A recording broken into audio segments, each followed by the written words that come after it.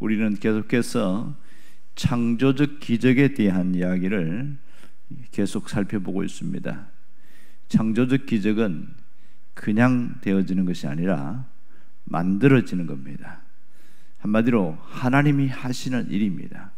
하지만 그 속에 보이지 않는 우리의 행할 일, 우리가 할 일들이 있다는 것이죠. 마치 어떤 분은 이런 표현을 써요. 저기 호숫가에 보면 오리가 가만히 둥둥 떠다니는데 그냥 오리는 가만히 있어도 저절로 떠다니는 줄 알았대요. 그런데 자세히 보니까 오리가 물속에서 물갈퀴로 끊임없이 발길질을 하더라고요. 그래서 겉보기는 그냥 가만히 떠다니는 것처럼 보이는데 실상은 오리가 바쁘게 이 오리 물갈퀴로 이렇게 움직이고 있더라, 이 얘기를 합니다.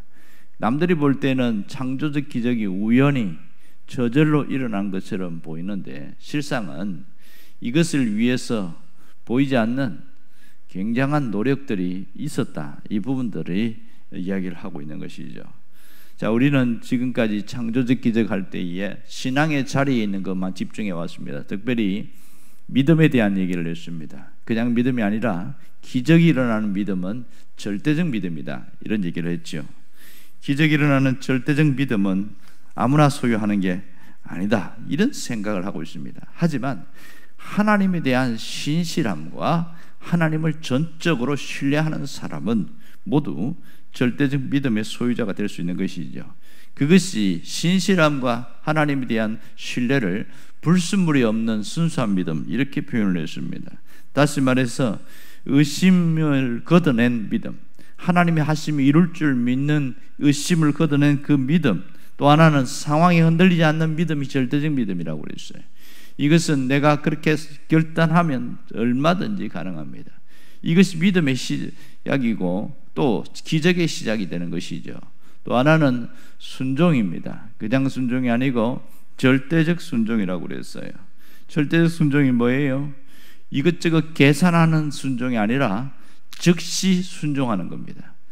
내가 이해가 되면 움직이는 순종이 아니라 이해가 안 돼도 움직이는 것이죠. 하나님이 말씀하시면 이해가 안 돼도 지금 당장 유익이 없는 것 같아도 움직이는 순종을 말합니다. 누구처럼요? 베드로처럼. 내가 밤새도록 그물질했는데 고기를 한 마리도 못 잡았습니다. 자기 경험상 도저히 물고기 없다는 걸 압니다. 이해가 안 되지요. 지금 가면 고달프기만 하는데, 그런데 뭐라고 이야기합니까? 말씀에 의지하여 내가 가겠습니다. 그는 절대적 믿음과 절대적 순종이 있었기에 가능한 일이었던 것이죠. 이러한 것을 우리가 성경을 통해 수도 없이 보면서 나도 그런 믿음을 가지고 갔으면 좋겠다 하는데 뭐가 빠집니까? 순종이 없어요. 순종을 하는 척합니다. 누구처럼요? 사울 왕처럼 그렇게 하니까 이 답답한 일들이 생기는 거 아니겠어요? 구약의 사울 왕은 순종을 안 한 게 아니었어요. 순종하는 척을 했습니다. 아말렉의 모두를 진멸해라, 그렇게 이야기했을 때에 모두가 아니고 부분적으로 진멸을 했습니다. 그것이 크게 하나님을 상심하게 만들었고, 결국은 하나님이 그 이스라엘 전부에서 직접 뽑은 왕임에도 불구하고 그의 불순종이 그 인생 전체가 망하게 되고 가문 전체가 망하게 되는 그런 일이 생겼습니다. 그래서 그 다음 다윗이 왕이 되는 그런 일들이 역사적으로 나타났습니다. 여러분, 우리가 기적이 안 일어나는 것이 아니고 기적을 우리가 막고 있다는 사실을 우리가 인지해야 합니다. 이러므로 절대적 순종과 절대적 믿음이 근거한 순종은 반드시 창조적 기적이 일어난다 그랬습니다. 그런데 이 창조적 기적이 예수님 당시에는 즉시 일어났습니다. 하지만 지금은 반드시 뭔가 어떤 임계점이나 어떤 누적의 원리가 있다, 이 얘기했습니다. 시간이 필요하다는 거예요. 그것을 어떤 하나님 주권적으로 보면 때라는 표현을 씁니다. 하나님의 때. 그러니까 답답할 때가 바로 이겁니다. 이게 임계점이라고 표현하거든, 일반 사람들은. 이렇게 일어나는데 그 임계점에 도달하지 못하게 만드는 게 있다는 거예요. 이 창조적 기적을 지연시키는 그런 것인데 그게 뭐냐? 말이라는 겁니다. 그래서 지금 계속 긴 시간 동안 말에 대한 얘기를 수도 없이 하는 이유는 우리가 생각 없이 하는 말들이 하나님의 기적을 우리가 지연시키고 있다는 겁니다. 여러분, 하나님은 전능하신 분입니다. 하나님은 전지하신 분입니다. 하나님은 능력이 무한하신 분이에요. 하지만 우리가 하는 그 행위 때문에 하나님의 능력이 제한을 받으신다는 겁니다. 그것을 어떻게 알 수 있어요? 이스라엘 백성들이 가나안까지 가는데 하나님의 뜻과 계획은 모두가 가나안 땅에 가는 겁니다. 그래서 다 이집트에서 탈출했지 않습니까? 다 가나안에 가는 거였어요. 그런데 그 하나님의 계획을 막는 자들이 누구였습니까? 바로 불평하고 원망했던 자들입니다. 분명히 기적이 일어나는데 그것을 가로막는 자들은 끊임없이 불평과 원망으로 하나님을 시험하던 자리였습니다. 여러분, 하나님, 우리는 한두 번만 시험해도 무서운 일인데 거기 보면 하나님을 10번이나 시험을 했는데도 참으셔요. 하나님이 참으시고 또 참고 또 참고 계속 참습니다. 그렇게 참고 하셨는데 그들이 결정적으로 가나안 땅에 가지 못하게 되는 일이 생깁니다. 어떤 사건이 벌어져요. 그것이 오늘 본문에 있는 배경인데요. 자, 이스라엘 백성들이 가데스 바네아라는 그 지역, 광야죠. 거기에서 불과 조금만 넘어가면 바로 가나안으로 갈 수 있습니다. 그 지경에서 12명의 정탐꾼, 스파이를 보내기 시작하죠. 그래서 땅을 탐지하고 그 상황과 또 성읍과 모든 것을 지형을 자세하게 그려서 한번 가져와 봐라. 이렇게 해서 옵니다. 결과는 40일 후에 이 12명이 왔는데 너무너무 놀랬다는 겁니다. 우리가 생각하는 이집트보다 훨씬 더 괜찮은 그런 쪽이라는 거예요. 그러니까 젖과 꿀이 흐르는 곳이다 이렇게 이야기하면서 전리품을 들고 왔는데 포도송이가 얼마나 큰지 두 사람이 어깨에 메고 왔어요. 일은 엄청난 것이 있었습니다. 그러면서 사실을 다 보고합니다. 그 땅은 크고 이 성읍이 어마어마하게 커서 그들이 보니까 하늘에 닿아 있더라. 요즘 아파트를 보면서 그 사람들은 그렇게 표현할 겁니다. 하늘에 붙었다 이렇게 이야기할 거예요. 그만큼 성이 높았다는 거죠. 여리고 성도 그랬고 헤브론 산지의 성도 그랬고 굉장히 성이 큽니다. 또 하나는 그 사람들 중에 아낙 자손들이 있어요. 아낙 자손들이 누구냐면 거인족입니다. 기본적으로 2m 90 이상이에요. 거인족이에요. 3m 가까이 되는 사람들이 많습니다. 그러니 이스라엘 백성들은 아무리 키가 커도 2m 60이 안 되는데 그들이 보니까 너무 키가 크다. 이 사실까지는 괜찮았어요. 그런데 희한한 것은 12명 중에 2명 10대 2로 갈라졌습니다. 해석이 달랐어요. 문제는 그것을 보고 말을 하는데 어떻게 해석하느냐에 따라서 말이 완전히 달라지기 시작합니다. 10명은 이구동성으로 우리는 올라가면 죽는다 이렇게 말합니다. 올라가면 죽는다. 가면 우리는 끝장이다 이렇게 표현을 했어요. 그리고 그들과 우리를 비교할 때 메뚜기 같다 이렇게 했습니다. 사실은 정확하게 보면 2m 한 3m 좀 못 되는 사람과 2m 한 50, 60 되는 사람 그 정도 차이인데 그들은 메뚜기라고 이렇게 비교를 했어요. 이게 해석이 그렇게 됐다는 겁니다. 그리고 2명은 반대로 이야기하는 거예요. 그 땅은 하나님이 우리에게 약속하신 땅이니까 하나님이 함께 하실 것이다. 그리고 뭐라고 그러냐면 그들은 해석을 뭐라고 그래요? 그들은 우리의 먹잇감이다 이렇게 표현하는 겁니다. 희한하지요. 그들은 먹잇감이다 이렇게 표현해요. 왜 그렇게 했을까요? 내 뒤에 하나님이 계시니까 그 점이 굉장히 차이점이 있습니다. 자, 그 결과에 대한 얘기가 오늘 말씀입니다. 이래서 폭동이 일어나지요. 그래서 모세와 아론을 죽이려고 합니다. 돌을 던져서 죽이려고 해요. 여차하면 죽을 것 같습니다. 여러분 생각해 보세요. 한두 명도 아니고 수십만 명이 돌을 들어서 모세와 아론에게 던지면 어떻게 되겠어요? 돌무더기가 되겠죠. 그때 하나님이 빠박 소리 내면서 막 우레와 같은 소리로 오니까 돌을 들었다가 전부 다 엎드려 부는 거죠. 얼마나 큰 소리 나는지. 그때 하나님이 하신 말씀이 마지막 끝에 한 말씀, 오늘 우리가 읽었던 28절 말씀입니다. 다시 한번 볼까요? 28절 말씀 다시 한번 봅시다. 너희 말이 내 귀에 들린 대로 내가 너희에게 행하리니 이렇게 이야기합니다. 여기서는 상당히 마이너스로 나옵니다. 부정적으로 나오고 있지요. 그들이 무슨 말을 했습니까? 우리는 여기서 죽을 것이다 그랬어요. 그리고 원망하고 불평을 했습니다. 그래서 이것이 모세와 아론을 죽이려고 하는 이런 일을 행해서 하나님이 직접 나선 것이거든요. 하나님이 참다가 마지막 이것 때문에 그들을 다 썰어버리는데 직접 죽이는 게 아니고 광야에서 죽게 만들었습니다. 그러니까 매일 장례식을 하는 거예요. 매일매일. 여러분 200만 명 가까이 있는 사람들이 40년 동안 이 장례식을 하려면 하루에 수십 명 혹은 어떤 사람의 경우는 하루는 뭐 100명씩 죽어나가는 거예요.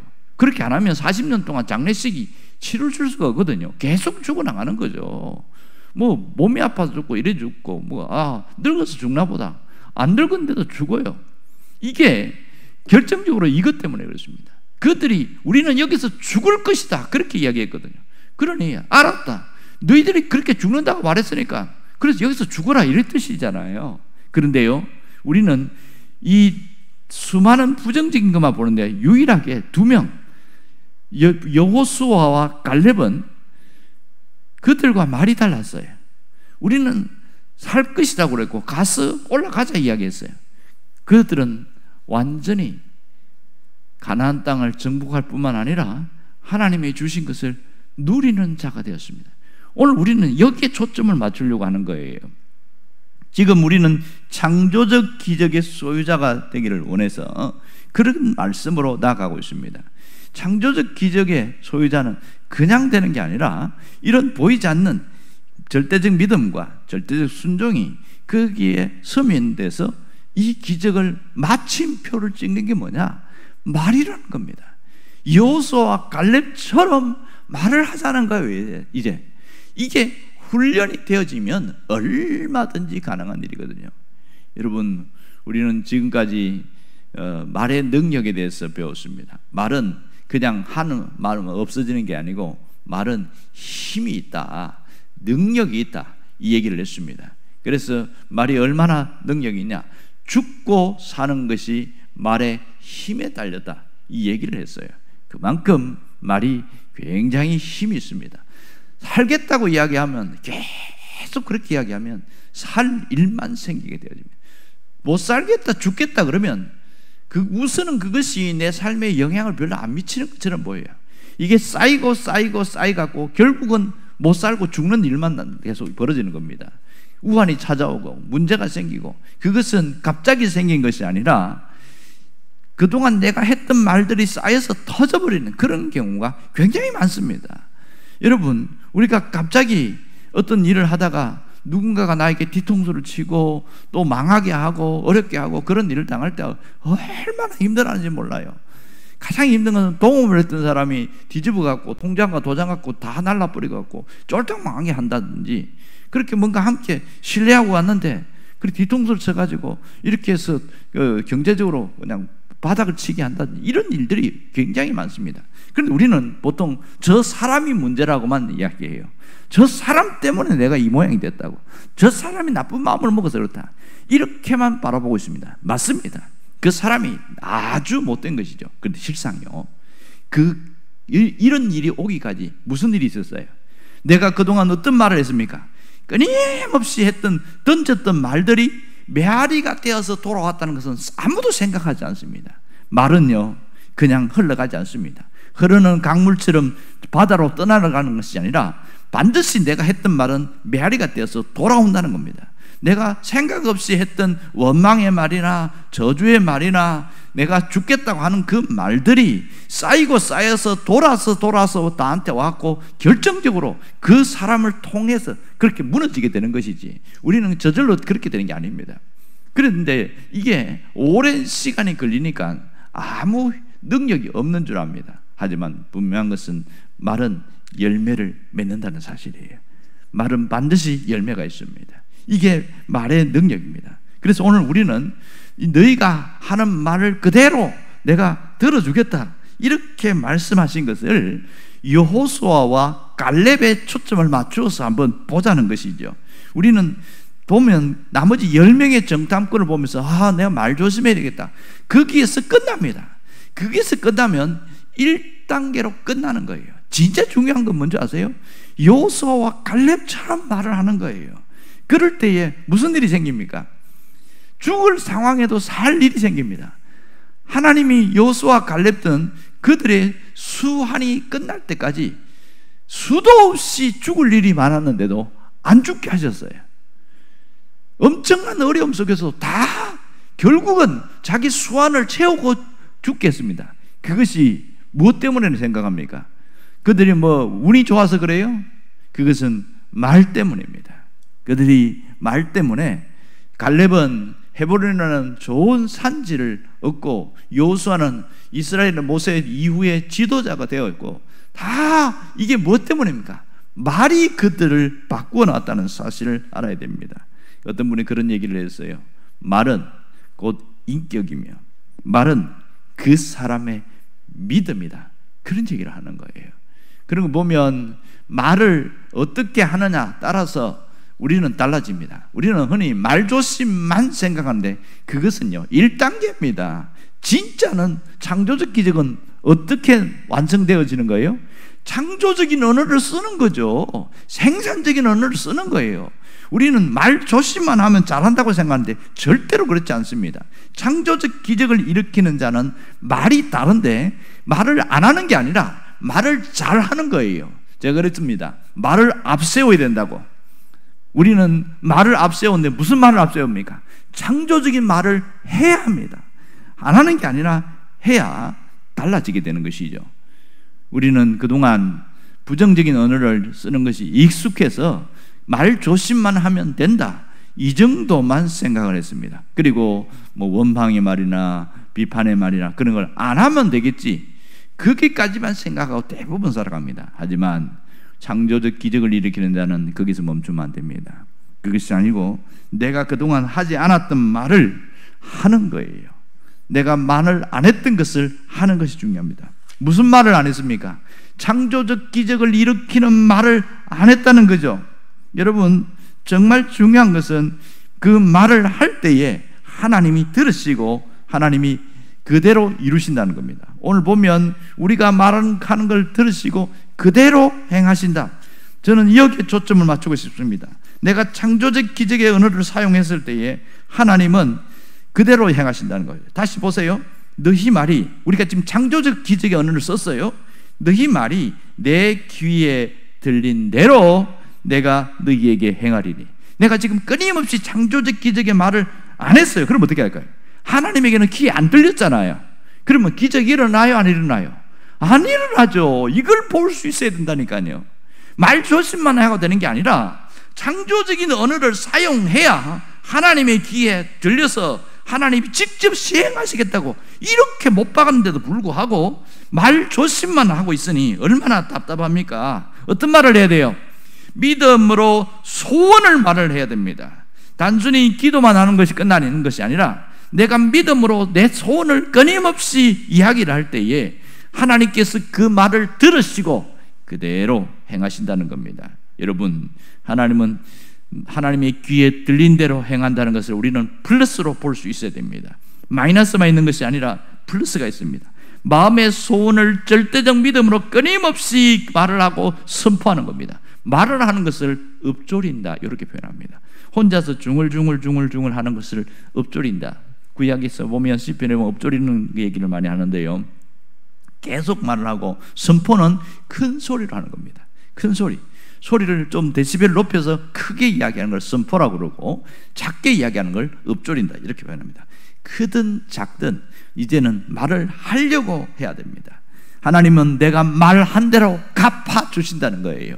이게 얼마나 중요한 일인지 모릅니다. 우리는 기적의 말을 별로 안 했습니다. 기적이 일어나는 말은 침묵하고 그냥 말 조심만 하려고 했다는 것이 우리를 안타깝게 하는 것이죠. 여러분, 이사야 43장 19절에 보면 뭐라고 그럽니까? 보라, 내가 새 일을 행하리라 그랬습니다. 하나님이 새 일을 행하신다고 했는데 누구에게 새 일을 행하실까요? 말을 하는 자에게 새 일을 행하지 않겠습니까? 하나님, 내 삶에 새 일이 행하심을 믿습니다 하고 하나님 새 일이 일어나게 해주세요라고 기도만 하는 게 아니라 말을 하는 거예요. 말을 하는 거예요. 그래서 광야에 길을 내고 사막에 강을 낼 것을 믿기만 할 뿐만 아니라 선포하는 거죠. 오늘도 내 삶에 길이 열리고 강물이 흘러가고 좋은 일이 일어난다, 이렇게 선포하게 되어지면 이게 되어집니다. 근데 왜 안 될까요? 안 해봐서 그래요. 뭐든지 안 해본 것은 낯설고 서툴러요. 그렇게 교회를 오래 다녔는데 창조적인 언어에 대해서는 왜 말을 안 합니까? 그랬더니 꼭 그걸 말을 해야 됩니까? 하나님은 다 아시는데. 하나님은 다 아신다고. 맞죠. 하나님은 다 아시죠. 내가 빗나간 얘기 좀 할까요? 전에도 얘기를 했는데 기도 많이 하는 신학생이 있었어요. 하루에 5시간씩 기도합니다. 기도 엄청 많이 합니다. 그런데 공부는 별로 안 해요. 왜? 기도할 때 하나님 역사하시니까. 그러니까 시험을 치는데 전날에 시험쯤 기도를 많이 하는 게 아니고 기도를 줄이고 시험 공부를 많이 해야 되잖아요.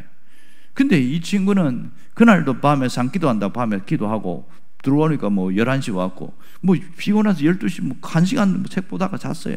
내일 시험 치는데 뚜껑을 딱 열어보는데 주관식 문제거든요. 그런데 이게 알듯 말듯한데 생각이 안 나는 거예요. 생각이 안 나. 그래서 아무리 기도 많이 하는 사람도 생각 안 납니다. 잘 보세요. 제가 뭐 얘기하는지. 기도 많이 했는데 생각이 안 나서 그래 뭐라고 썼냐면 유명한 말 한마디 썼습니다. 하나님은 다 아십니다. 그리고 나서 제출했어요. 교수님이 이게 갈등이 생기는 거예요.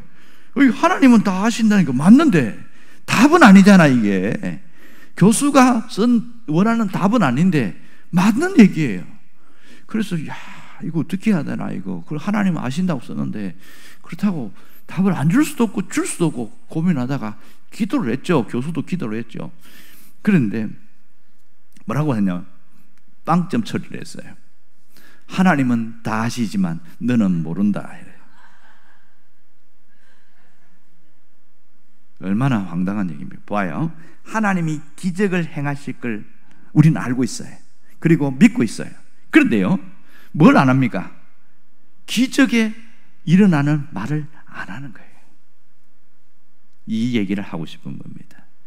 이제는 기적에 일어나는 기적의 언어, 창조적 언어를 쓰는 거죠. 그게 뭐입니까? 긍정적으로 말하고 생산적으로 말하고 할 수 없는 상황에도 할 수 있다고 말하고 죽을 상황에도 아니야 산다고 이야기하고 반대로 이야기하는 거예요. 상황에 맞는 감정을 언어를 표현하지 말고 환경에 맞는 감정의 언어를 표현하지 말고 뒤집어서 이야기하라는 거예요. 지금 사실 보세요. 여호수아와 칼렙이 봤던 크고 견고한 이 여리고성이나 헤브론 산지의 성은 사실은 그냥 일반적인 눈으로 보면 이거는 정복 못하거든요. 안 된다는 게 10명이 하는 말이 맞아요. 그런데 뭘 봤습니까? 믿음으로 본 거예요. 하나님이 약속하신 땅이니까 우리가 가면 이긴다. 말을 바꿨잖아요. 그들은 우리의 밥이다 이렇게 이야기합니다. 그들은 우리의 먹잇감이다. 어떻게 보면 말도 안 되는데 그게 창조적 언어였습니다. 그랬더니 그대로 됐잖아요. 우리는 이걸 선포하자는 거죠. 이제는 내가 창조적 언어를 적극적으로 선포하는 거예요. 그렇게 해서 지금 남아있는 내 삶을 완전히 뒤집어 놓고 바꾸자는 거죠.